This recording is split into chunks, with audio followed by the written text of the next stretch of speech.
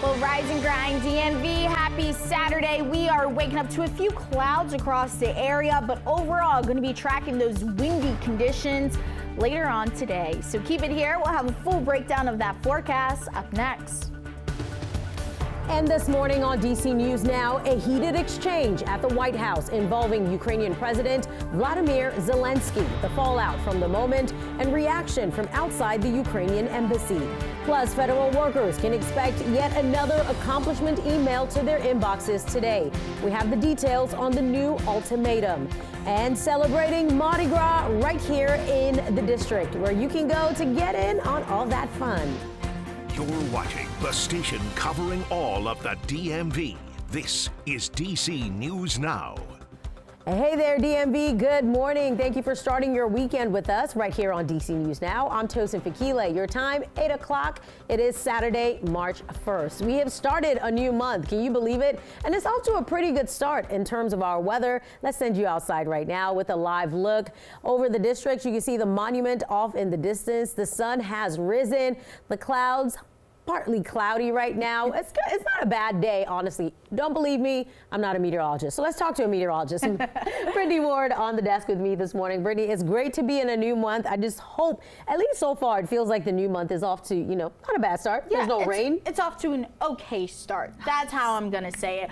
Only because of the winds. Okay. That's the only reason why I'm saying okay. But I will say today will still be the pick of the weekend versus tomorrow, because we will be a cooler tomorrow. Now, here's the reason why we're going to be seeing those winds. Satellite and radar are showing you a cold front right now moving its way through the eastern panhandle of West Virginia, inching closer to the district. Behind that cold front, that's when we'll start to see those winds really begin to pick up. And then we're also going to be tracking those cooler temperatures as we head through your evening, and that's going to linger into your Sunday. But for now, those temperatures not bad. We have started to warm up. We're seeing temperatures now in DC sitting at 52 degrees, 46 currently though in Hagerstown, holding on to the lower 50s there in Fredericksburg, Virginia. We finally warmed up there in Frederick. You guys are now in the 40s. Just a couple of minutes ago, you guys were sitting in the upper 30s. Now, planning out the rest of your day here in the nation's capital, not going to be bad. We are going to be holding on to partly cloudy skies as we head through the first half of our afternoon. Temperatures right around lunchtime expected to be in the upper 50s here in the nation's capital. Then we're seeing those sunny skies, lower 60s expected to be the high, but again, those winds will begin to pick up. So keep it here. We'll have a full breakdown of this forecast, Tosin, and what to expect up next. Mr. President, with respect, I think it's disrespectful for you to come into the Oval Office and try to litigate this in front of the American media. You're gambling with the lives of millions of people. You're gambling with World War III. You're gambling with World War III. And what you're doing is very disrespectful. You're in no A war position of words at the White House between President Donald Trump and Ukrainian President Vladimir Zelensky. This blowing up talks to end the Russian war in Ukraine, and it all ended with no contract for the United States to mine key minerals in that country. DC News Now's Ben Dennis has reaction from outside the Ukrainian embassy yesterday after the spar of words between both presidents. Horns honking. Signs with words of support outside the Ukrainian embassy in Georgetown today. We're anti-dictators. Ukrainian President Zelensky had just left the White House after sparring with President Trump and Vice President Vance. You're not in a good position. You don't have the cards right now. You're not winning. You're not winning this. You have a damn good chance of coming out okay because of us. Mr. President, we are staying in our country, staying strong. I think it's disrespectful for you to come into the Oval Office and try to litigate this in front of the American media. Back at the embassy, I think President Trump and Vance, Vice President Vance, are unrespectful with a person that deserves all the respect of the world. Amid the back and forth, Sophia LaFontaine continues to feel heartbroken over Russia's invasion. What happened to them? It should not be. Ukraine is a wonderful country, and we need to support them. Republicans like Senator Lindsey Graham are proud of Trump's comments. We want to be helpful. What I saw in the Oval Office was disrespectful, and I don't know if we can ever do business with Zelensky again. Maryland's sole Republican Congressman Andy Harris said this calls for diplomatic leadership, not grandstanding and performative behavior on the world stage. But Virginia Democrat Senator Mark Warner said Trump is abandoning our allies and embracing our adversaries. Later tonight, Trump doubled down. We're not looking to go into a 10-year war. He's looking to go on and fight. We're looking to end in death. That was our Ben Dennis reporting. 8:05 today. Federal workers could be getting another email requesting their recent accomplishments. That's according to an Associated Press source. It is a renewed attempt from billionaire Elon Musk. Now, his first email sent last week caused chaos and confusion throughout agencies, many department heads telling workers not to respond, and the Office of Personnel Management saying response was voluntary. Musk has threatened to fire any employee who does not comply. And of course, this is all happening as more USAID employees were given just minutes to pack up and leave. This was 2 days in a row. DC News Now's Marielle Carbone tells us about the large group who showed up outside the Reagan building to show their support.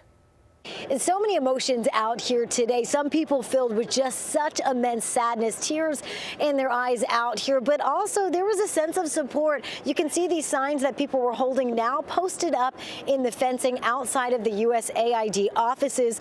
This is federal workers brace for even more cuts and layoffs to come. Lift up your eyes to a soundtrack of song, chants, and applause. Former USAID worker after worker leaving their office building for the last time. It's devastating to walk out of my office and know that I'm not coming back here. Both Lyndon Yee and her fiance worked for the agency, both fired.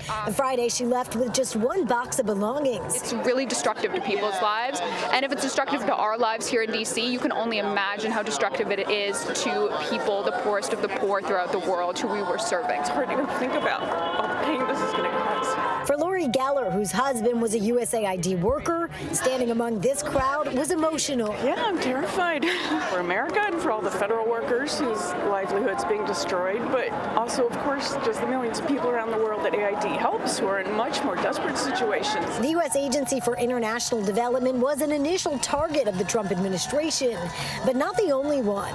Most recently, probationary employees with the National Oceanic and Atmospheric Administration were let go. The job is not essential, or they're not doing the job well.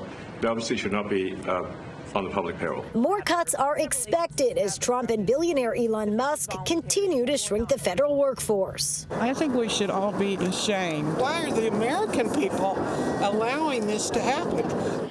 And we know the president doesn't only want to shrink the federal workforce, but also its footprint here in D.C. A latest memo sent to agencies directed them to come up with a proposal by April 14th for relocating offices out of D.C. to less expensive areas. Reporting downtown, I'm Marielle Carbone, D.C. News Now. In Virginia, Arlington County officials are working to support recently fired federal workers. They say more than 25,000 federal employees work and live in Arlington. The Employment Center is now offering help with resumes, interview preparation, and filing for unemployment. People who need the help can also meet with career counselors in person and virtually. And there is a resource summit for federal workers today in Maryland. Organizers say there will be job opportunities, a chance to talk to federal employee unions, community resources, and representatives from state and local agencies. That summit is at Greenbelt Middle School from 10 a.m. until noon. 8:08 developing now. D.C. police are investigating after a man was shot in a home in Northeast. It happened at about 7:30 yesterday evening on Maryland Avenue. The man was found unconscious and not breathing. His current condition is unknown. If you have any information, contact police. Today is the anniversary of the disappearance of Relisha Rudd. The 8-year-old girl went missing in Southeast D.C. 11 years ago. Her family and loved ones will be passing out flyers near Kenilworth Park today. They're showing people what Relisha would look like now. This weekend, a live figure skating tribute in D.C. to honor the lives lost in the mid-air plane collision. Some of the world's best figure skaters take to the ice on Sunday for Legacy on Ice at Capital One Arena. Olympians including Nancy Kerrigan, Nathan Chen, and Peggy Fleming will all perform. The event will be hosted by Olympic champions Brian Boitano and Christy Yamaguchi. The skaters showing their support for families and loved ones of the victims affected by the collision in January near DCA. All the money raised from the event will go to victims' families and first responders. Tickets are still available. They start at $30. And happening today, a Mardi Gras parade in the district. It will feature stilt walkers, jugglers, marching bands, and dozens of floats. That sounds like a good time. And then after the parade, there'll be a dance party with live music, and the night ends with a fireworks salute. Mardi Gras at the Wharf will kick off at 3:30 p.m. Fireworks go off at 6:30. So of course, Brittany, when DC is buzzing on the weekend, you know people are out. We're hoping the weather does the opposite and is not buzzing with activity. So what is it going to feel like for those who will be at the Wharf or just out and about? You know, there will be a little bit of a buzz today in the weather department. The good news is no precipitation. That's what we're tracking, but those winds will begin to pick up as we head through the afternoon, especially right around the time that Mardi Gras is going to be kicking off at the Wharf. But I will say temperatures around that time not looking bad across the entire district. Right around 3 o'clock, temperatures here in the nation's capital expected to be in the lower 60s, but at that time winds will be gusting between 30 to 45 or 40 miles per hour, and then we slowly start to see those temperatures dip down into the 30s as we head through your evening. So keep it here. We'll have a full breakdown of that forecast and what to expect, Tosin, up next.